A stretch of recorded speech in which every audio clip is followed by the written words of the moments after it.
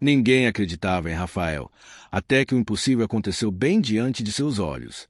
Uma fissura se abriu no céu, e o mundo como conhecíamos mudou para sempre. O que você faria se descobrisse que tem apenas 24 horas para tomar a decisão mais importante da sua vida? Essa é a história que você está prestes a ouvir.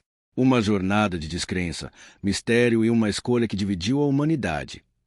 Antes de começarmos, me conta aqui nos comentários de que cidade você está assistindo. E se você gosta de histórias que te fazem pensar no impossível, se inscreve no canal e ativa o sininho para não perder nenhuma narrativa incrível. Vamos começar. Rafael sempre foi considerado o maluco da família. Aos 32 anos, trabalhava como analista de sistemas em uma empresa pequena no centro de São Paulo, mas sua verdadeira paixão eram os padrões. Não os padrões normais que qualquer programador reconheceria, mas padrões no comportamento das pessoas, nos eventos do dia a dia, nas manchetes de jornal que ninguém mais lia com atenção. Durante meses, Rafael preencheu cadernos inteiros com anotações. Número de acidentes de trânsito em determinadas intersecções, horário de picos de energia elétrica, comportamento errático de pássaros em certos parques da cidade. Para todos ao seu redor, aquilo não passava de obsessão, talvez até o início de algo mais preocupante. Sua irmã, Mariana, chegou a sugerir que ele procurasse ajuda profissional. Seus colegas de trabalho faziam piadas sobre suas teorias da conspiração. Mas Rafael via algo que ninguém mais conseguia enxergar. Os dados convergiam para uma data específica, 15 de março. Ele não sabia exatamente o que aconteceria, mas todos os padrões apontavam para um evento significativo, algo que mudaria tudo. Tentou avisar as pessoas próximas, postou em fóruns online, até tentou contatar autoridades locais. A resposta foi sempre a mesma: indiferença, risos nervosos, olhares de pena. Na noite de 14 de março, Rafael mal conseguiu dormir. Revisou suas anotações pela 100ª vez, verificou os dados mais recentes, confirmou os cálculos. Tudo continuava apontando para o dia seguinte. Preparou uma mochila com itens essenciais: água, comida enlatada, um rádio a pilhas, lanternas, documentos importantes. Sua mãe, ao ver aquilo pela manhã, apenas balançou a cabeça com tristeza. Filho, você precisa parar com isso, disse ela, com a voz embargada. Rafael beijou sua testa e sussurrou: Mãe, por favor, confie em mim dessa vez. Fique em casa hoje, não importa o quê. Ela prometeu, mais para acalmá-lo do que por realmente acreditar. Às 7 da manhã do dia 15, Rafael estava acordado, sentado na sala com seus cadernos abertos, os olhos fixos no relógio. O mundo lá fora seguia seu ritmo normal. Carros buzinavam, pessoas corriam para o trabalho, o sol nascia indiferente sobre a cidade cinzenta. Ninguém acreditava. Ninguém nunca acreditava. Eram exatamente 11h47 quando aconteceu o primeiro sinal. Rafael estava na janela de seu apartamento no 10º andar quando notou algo estranho no céu. Não era dramático à primeira vista, apenas uma distorção sutil, como quando o ar quente cria miragens no asfalto. Mas essa distorção estava no céu, crescendo lentamente, uma espécie de ondulação no tecido da realidade. Pegou seu celular e começou a filmar, as mãos tremendo não de medo, mas de uma mistura estranha de validação e terror. Estava certo. Depois de meses sendo ridicularizado, ignorado, chamado de louco, ele estava absolutamente certo. Mas a satisfação durou apenas segundos, rapidamente substituída pela consciência do que aquilo significava. Algo estava de fato acontecendo, e ele não fazia ideia da magnitude real. As luzes da cidade começaram a piscar, primeiro de forma quase imperceptível, depois mais intensamente. Rafael correu até a televisão e ligou no canal de notícias. A apresentadora, normalmente composta, parecia confusa, tocando o ponto eletrônico no ouvido repetidamente. Estamos recebendo relatórios de... Bem, francamente, não sabemos bem como descrever. Falhas elétricas generalizadas, mas também testemunhas reportam anomalias visuais no céu. A transmissão começou a apresentar interferências. O celular de Rafael explodiu em notificações. Mariana ligando insistentemente. Mensagem de colegas de trabalho que antes zombavam dele, agora perguntando se ele sabia o que estava acontecendo. Um e-mail de um usuário do fórum onde ele havia postado suas previsões. Como você sabia? O que mais está por vir? Rafael não tinha respostas, apenas dados se convergiam para este momento, mas nada sobre o que viria depois. A distorção no céu cresceu, agora visível a olho nu para qualquer um que olhasse para cima. Parecia uma fissura, uma rachadura na própria atmosfera, irradiando uma luz que não era bem luz, mas algo que o cérebro de Rafael interpretava como luminosidade por falta de referência melhor. O som veio em seguida, um zumbido grave, vibrando não apenas nos ouvidos, mas no peito, nos ossos, como se o planeta inteiro tivesse começado a ressoar em uma frequência específica. Pessoas começaram a sair de prédios, parando nas calçadas, apontando para o céu.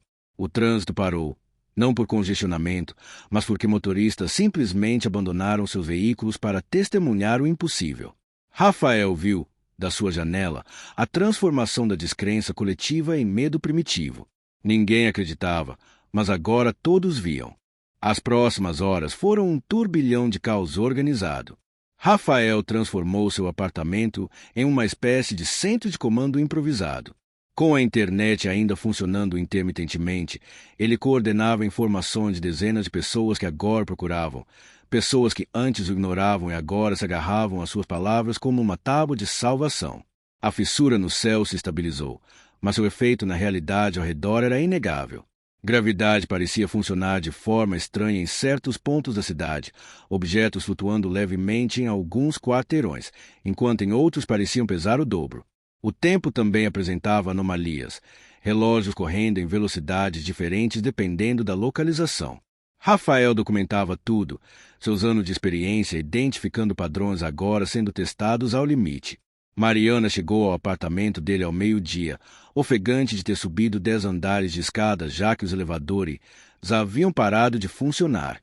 Rafael, Desculpa por não ter acreditado. Ele a abraçou, sentindo a irmã tremer. Não importa agora. O que importa é que você está aqui e está segura. Sua mãe havia seguido seu conselho e estava em casa, a salvo, pelo menos por enquanto. Através das redes sociais e do rádio, Rafael descobriu que o fenômeno não era isolado a São Paulo. Relatos semelhantes vinham de todo o mundo, fissuras aparecendo em diferentes lugares, sempre em locais que ele havia marcado em seus mapas como pontos de convergência. A comunidade científica, inicialmente cética, agora trabalhava freneticamente para entender o que estava acontecendo. Teorias variavam do colapso do campo magnético terrestre a algum tipo de evento quântico em escala macro. Foi então que Rafael notou algo crucial em seus dados. As fissuras não apareciam aleatoriamente, seguiam um padrão geométrico preciso. Quando plotadas em um mapa global, formavam uma espécie de grade, uma estrutura matemática complexa, mas definitivamente intencional. Isso não era um desastre natural. Era algo projetado, construído, executado com propósito. Meu Deus! Murmurou Rafael, os olhos fixos na tela do computador onde o padrão se revelava em toda sua complexidade. Isso não está acontecendo conosco. Isso está sendo feito para nós. Alguém ou algo está tentando se comunicar. Mariana olhou por cima do ombro dele, sem entender completamente os números e símbolos, mas compreendendo a gravidade no tom de voz do irmão. Comunicar o quê? Rafael balançou a cabeça lentamente. Isso eu ainda não sei. Mas seja o que for, estamos recebendo uma mensagem. E quem a enviou esperou muito tempo para que estivéssemos prontos para recebê-la. Conforme a noite caía, a cidade mergulhava em uma escuridão pontuada apenas pela luz etérea emanando das fissuras. Rafael havia decifrado parte do padrão. As anomalias gravitacionais, as distorções temporais, as próprias fissuras, tudo era parte de uma linguagem dimensional, expressando conceitos que a mente humana mal conseguia processar, mas que ele, com seus meses de estudo obsessivo de padrões, começava a intuir. A mensagem básica era clara. Uma escolha estava sendo oferecida à humanidade. As fissuras eram portais, passagens para outro lugar, outro tempo, outra realidade. Os detalhes eram nebulosos, mas Rafael compreendia o essencial. A Terra, tal como conheciam, estava caminhando para um ponto de não retorno. Mudanças climáticas, conflitos, colapso de ecossistemas, tudo convergindo para um futuro sombrio. As entidades por trás das fissuras ofereciam uma alternativa: migração, um recomeço, mas com um custo terrível. Quem atravessasse não poderia voltar, e não havia garantias do que encontrariam do outro lado. Era um salto de fé cósmico, uma aposta existencial. Rafael descobriu isso ao sincronizar os dados de todas as fissuras globalmente, percebendo que juntas transmitiam uma imagem completa, uma espécie de contrato cósmico expresso em física pura. As autoridades mundiais, agora levando Rafael extremamente a sério, o contataram via videoconferência segura. Um general americano, uma cientista japonesa, um ministro brasileiro, todos querendo saber sua interpretação, sua recomendação. O que devemos fazer? Senhor Santos, você nos trouxe até aqui. Você previu tudo isso. A pressão era esmagadora. Rafael, o analista de sistemas que ninguém levava a sério, agora tinha o peso do mundo sobre os ombros. Não posso decidir por todos, disse ele finalmente, a voz firme apesar do medo. Mas posso compartilhar o que aprendi. Isso não é uma invasão. Não é o fim. É uma oferta, uma escolha. Cada pessoa, cada família, cada nação precisa decidir por si mesma. Alguns ficarão para tentar salvar este mundo. Outros irão para tentar construir outro. Não há resposta certa. Fez uma pausa, olhando para Mariana que segurava sua mão. Só há a resposta que podemos viver com ela. Mariana apertou sua mão mais forte. E qual é a sua resposta, mano? Você vai ficar ou vai atravessar? Rafael olhou pela janela, para a fissura pulsante no céu noturno, depois de volta para sua irmã. Ainda estou decidindo, admitiu. Mas agora, pelo menos, é uma escolha informada. Ninguém mais precisa acreditar em mim cegamente. Todos podem ver a verdade com os próprios olhos. Uma semana depois, o mundo havia se transformado irreconhecivelmente. As fissuras permaneciam estáveis, portais silenciosos aguardando decisões. A humanidade se dividiu não em linhas de nações ou ideologias, mas em uma escolha binária fundamental: ficar ou partir. Não havia julgamento moral em nenhuma das opções. Ambas exigiam coragem. Rafael tomou sua decisão na quinta noite. Ficaria. Não por falta de curiosidade sobre o que havia além das fissuras, mas porque sentiu que seu propósito estava aqui. Ele havia passado tanto tempo identificando padrões, prevendo desastres, que agora queria usar essa habilidade para construir, não apenas para avisar. A Terra precisava de pessoas dispostas a lutar por ela, e Rafael descobriu em si mesmo uma determinação que desconhecia possuir. Mariana escolheu diferente. Junto com seu marido e filha pequena, decidiram atravessar. Não é que eu não acredite neste mundo, explicou ela, lágrimas escorrendo enquanto se despedia do irmão uma última vez. Mas quero dar à minha filha uma chance que talvez não tenhamos aqui. Um recomeço limpo. Rafael a abraçou forte, compreendendo perfeitamente. Não importa em que lado da fissura estejamos, disse ele, sempre seremos família. E quem sabe, talvez essas passagens não sejam tão permanentes quanto pensamos. Cerca de um terço da humanidade escolheu atravessar. Rafael os assistiu partir, milhares de pessoas caminhando calmamente em direção às fissuras em procissões globais, desaparecendo na luz iridescente. Não houve pânico, não houve violência. Apenas escolhas, feitas com a dignidade que só a verdade absoluta pode proporcionar. As fissuras aceitaram todos que se aproximaram voluntariamente, rejeitando apenas aqueles forçados ou indecisos. Quando a última pessoa atravessou e as fissuras começaram a se fechar, Rafael sentiu uma mistura de perda e esperança. O mundo estava mais vazio, mas também mais unido. Todos que permaneceram fizeram essa escolha conscientemente, comprometidos com o futuro do planeta.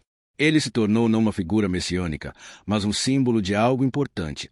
Há valor de prestar atenção, de confiar na intuição, de ter coragem de parecer louco quando se vê uma verdade que outros ainda não podem perceber.